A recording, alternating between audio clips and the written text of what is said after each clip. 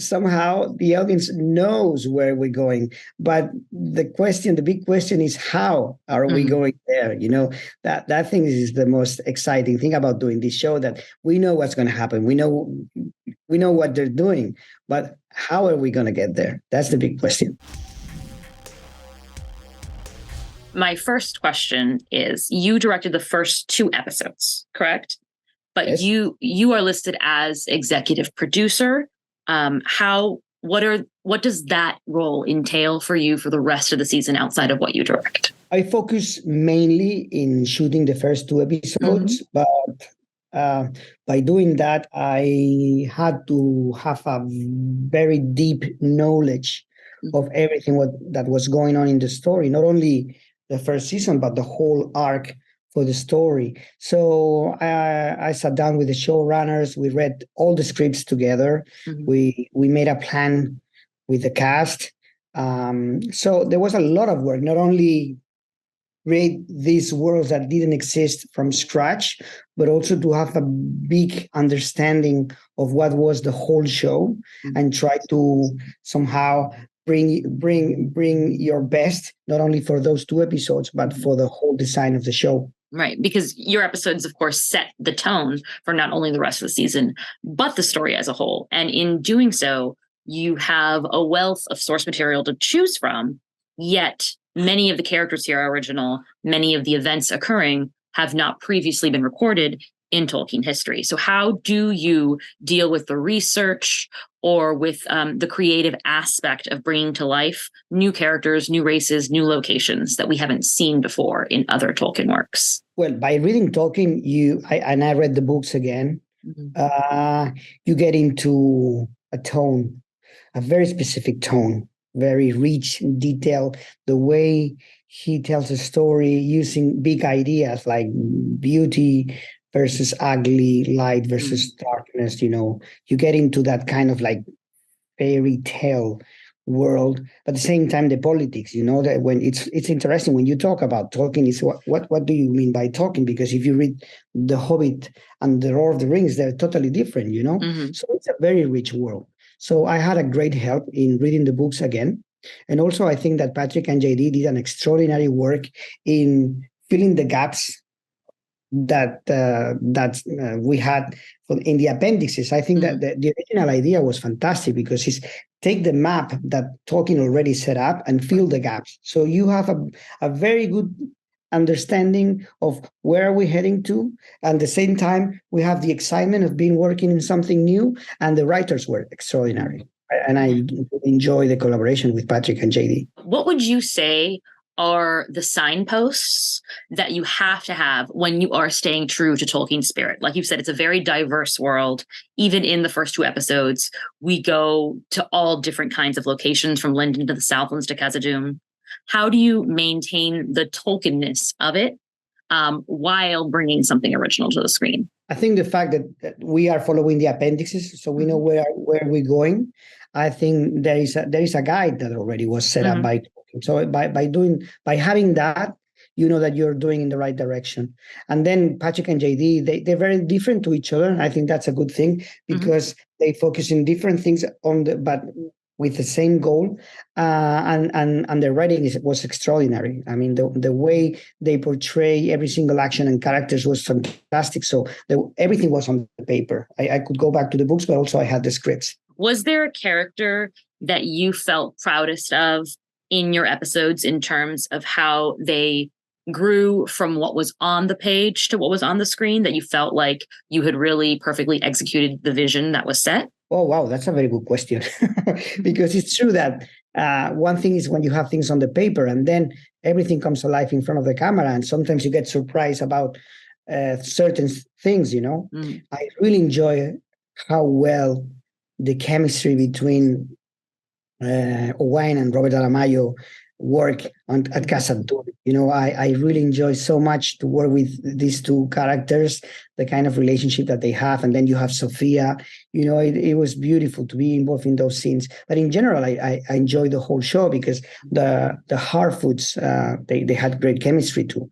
I love to be involved in those scenes with the strangers, that kind they have this kind of like ET flair, that it connects with your inner child. But then I enjoy a lot also the elves that somehow are more into the Lord of the Rings in the more political aspect. There is that scene with Galadriel and Elrond, and that long scene is like more than 5 minutes of dialogue, and it feels like an action scene, because the goals from each character are so different, but they know that they care to each other, and they are fighting somehow between them, but with the biggest respect. It's that scene was fascinating. So I really enjoyed working with all the different kingdoms in the show. I was just speaking to Ron and Kate, and they talked about being inspired by nature in so much of the series and really going like on location, finding real elements to draw from. What did that mean for you from a directorial perspective in terms of what you shoot versus what's going to be added later? Well, landscape is very important when you read Tolkien. He was using landscape in order to increase or to make a better understanding of what the characters are going through, So to me, landscape was very important.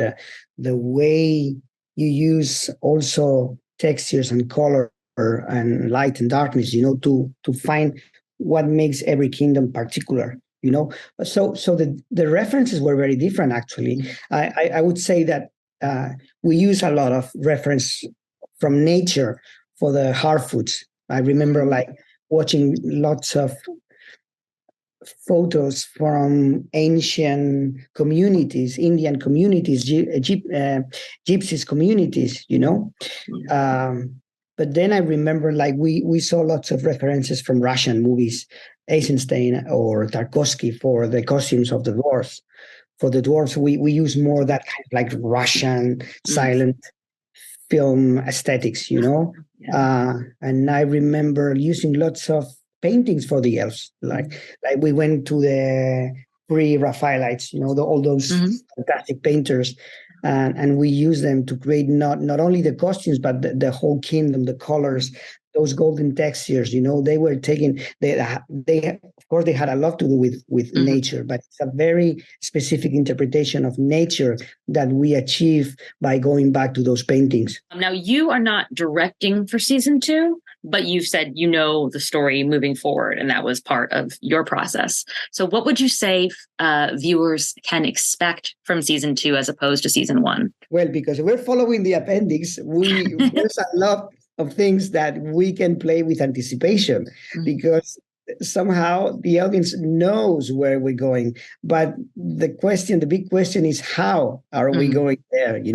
That thing is the most exciting thing about doing this show, that we know what's going to happen. We know what they're doing, but how are we going to get there? That's the big question. Indeed. And for yourself personally, is there another Tolkien character or title, story that isn't covered in Rings of Power that you would love to be a part of, that you would love to help either bring to life, remake, whatever? I really enjoy working in this world. I would love to go back and also, Tolkien is so rich that there's plenty of material in there. I would love to go back there. I don't know exactly now what I will tell you, that I don't have a specific idea about it, but there's thousands of ideas that I came with when we talk about this world, this universe. Do you have a character that you relate to most in Rings of Power over the first season? In Rings of Power? Yeah, whose story was most meaningful to you? Of course, I really like this idea of with Galadriel, the intuition that she has. He knows that she wants something, but she doesn't know how to get there, and she's navigating, a very complex world. That has a lot to do with directing too. When you are on set and you know what you're going to, what you want to do, what you want to try to get, what you try to get, but sometimes you need to navigate like muddy waters, But I really and the performance that she did is fantastic because it's so rich, but at the same time it's mysterious. I would say probably Galadriel. Yes. Oh, I love that. I also love Galadriel. I'm a Galadriel stan. Thank you so much. Had a great time speaking with you, and you did a wonderful job with the first 2 episodes. Oh, thank you so much. Thank you so much. Have a great day.